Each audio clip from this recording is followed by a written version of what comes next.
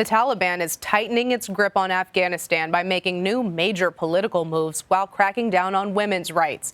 The group dissolved the country's election commission and peace ministries, further destroying institutions established by the previous Western-backed government. According to the Taliban spokesman, the country has, quote, no need for these anymore. Officials have also banned women from traveling alone on long-distance road trips. Now, any woman who wants to travel more than 45 miles must be accompanied by a close male family member. It's the Taliban's latest move aimed at reversing women's rights in Afghanistan. For more analysis, Ahmad Mukhtar joins me now. Thank you for being with us. What can you tell us about the now dissolved election commission and peace ministry? Why did the Taliban get rid of these? And what does it mean for the country's future now that they're gone? Well, these two commissions, election commissions, they consider one of the biggest achievements during the past 2 decades of American invasion in Afghanistan. And these two commissions, they were mandated to administer elections and supervise elections, all kinds of elections in Afghanistan since 2002. Dissolving these commissions, it means the Afghan people, they will not have a right to choose their leader in the future. They will not have a right to choose their representatives in the parliament. And it means that they have to tolerate an autocratic regime with their draconian rules. I spoke with the Taliban spokesperson. He said that at this moment, we think we do not need these institutions anymore in Afghanistan. That's why we have get rid of them. And if need be in the future, we can revive them. It's true that for the past 2 decades, we had these two commissions. We had some problems with these commissions that some of the candidates, they claimed these commissions are not counting votes as legitimate as it should be, but it's still, they were a sign of democracy in Afghanistan. When the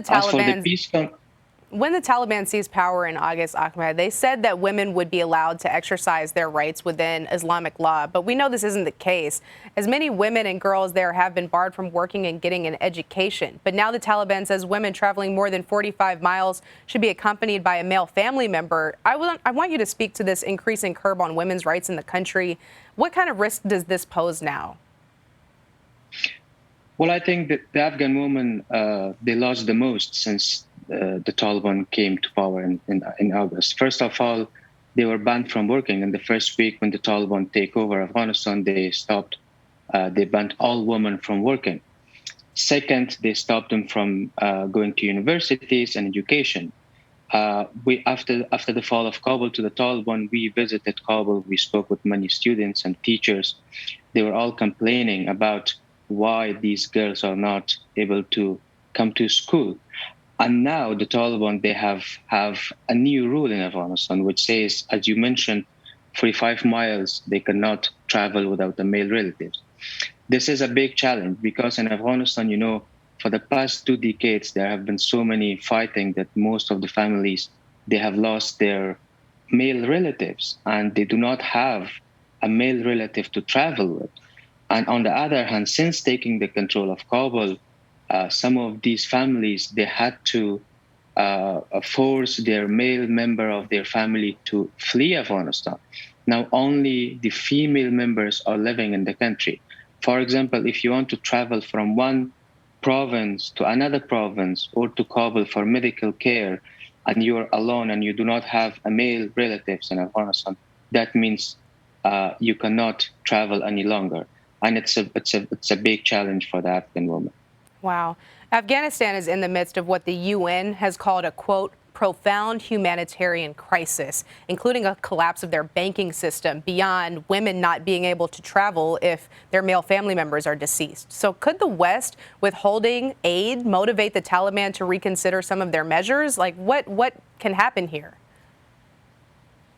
I don't think the West those measures could impact any Taliban policies because we have seen day by day the Taliban are restricting their rules against women, against anything that you see in Afghanistan.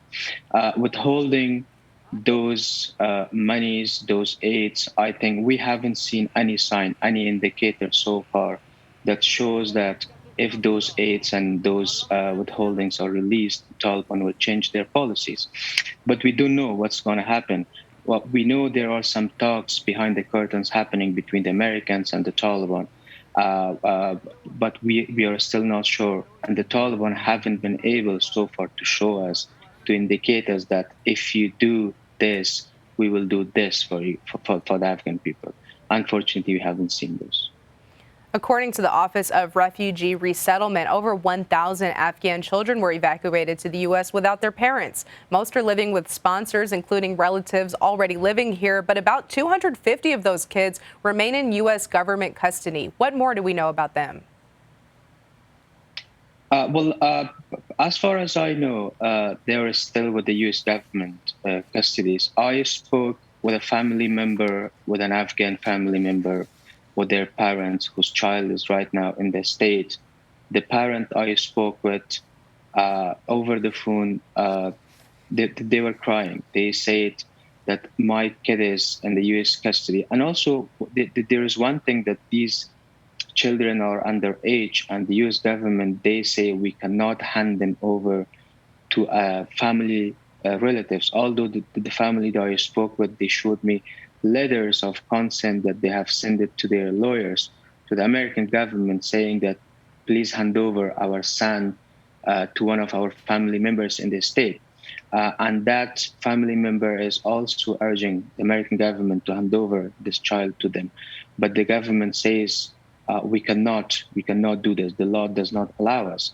And I think this is a very example of how many children are more in this situation.